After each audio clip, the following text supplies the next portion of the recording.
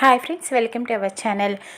స్టేషన్లో Gautam photo constable చూపించిన తర్వాత ఇక సీతకి డౌట్ వస్తుంది. వాడే సుమతిని చంపేశాడని నిర్ధారించుకుంటుంది. ఎలాగైనా సరే ఇప్పుడు వెళ్ళి ఆ గౌతమ్ గడి అంతు తేల్చాలి అంటూ ఇక రామ్ ఇంటికి బయలుదేరి వెళ్తారు. శివకృష్ణ సీత ఇద్దరు కూడా ఇక చాలా ఆవేశంగా వెళ్తుంది. సీత రామ్ ఇంటి గేటును కూడా ఒక్కసారిగా కాలుతో తన్ని మరీ గౌతమ్ మీద ఉన్న కోపంతో లోపలికి అడుగు పెడుతుంది. తన దగ్గర ఉన్న గన్ తీస్తుంది. బయటికి గౌతమ్ చేత నిజం చెప్పించడానికి. గౌతమ్ ఇంట్లో సోఫాలో పడుకొని రిలాక్స్ అవుతూ ఉంటాడు. హాయిగా దర్జాగా పడుకొని ఉంటాడు. ఇక రావడమే ఇక సీత ఆ గౌతమ్ కాలర్ పట్టుకొని ఒక్కసారిగా నిలదీస్తూ ఉంటుంది. లెగరా, లెగు, ఏం చేసావు? మా అత్తమ్మని చంపింది నువ్వే కదా. నువ్వు గురించి నాకు నిజమంతా తెలిసిపోయింది.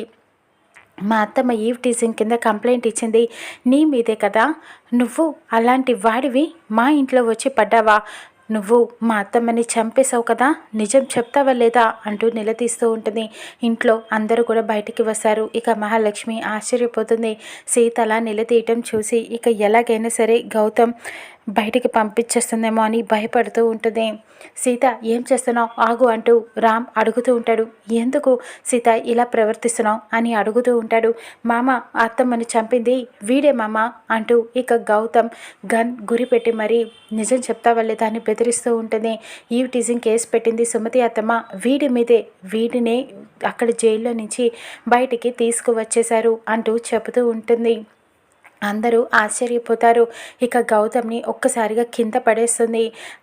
తన పీక మీద కాలు పెడుతుంది. సీత నిజం చెప్తావా లేకపోతే నిన్ను చంపేసి చేయమంటావా అని అడుగుతూ ఉంటుంది. ప్లీజ్ సీత, నన్ను వదిలేసాయి అని చెబుతూ ఉంటాడు గౌతమ్. ఇంట్లో అందరూ కూడా ముందు వాడిని వదిలిపెట్టు, ఎందుకు అలా ప్రవర్తిస్తున్నావు, వాడిని చంపేస్తావా అని రామ్ అడుగుతూ ఉంటాడు. నువ్వు ఏమైనా అనుకో మామ, మీ అమ్మను చంపింది వీడే కక్ష కొద్దీ ఇలా చేశాడు. నిజం చెప్తావా లేకపోతే నిన్ను షూట్ చేసి చంపేయమంటావా అంటూ సీత ఇక అడుగుతూ ఉంటుంది. అమ్మవారి రూపంలో కనిపిస్తూ ఉంటుంది. ఒక్కసారిగా గౌతమ్కి ఇక గౌతమ్ చేత నిజం చెప్పిస్తుందా సీత? చూద్దాం రానున్న ఎపిసోడ్లో.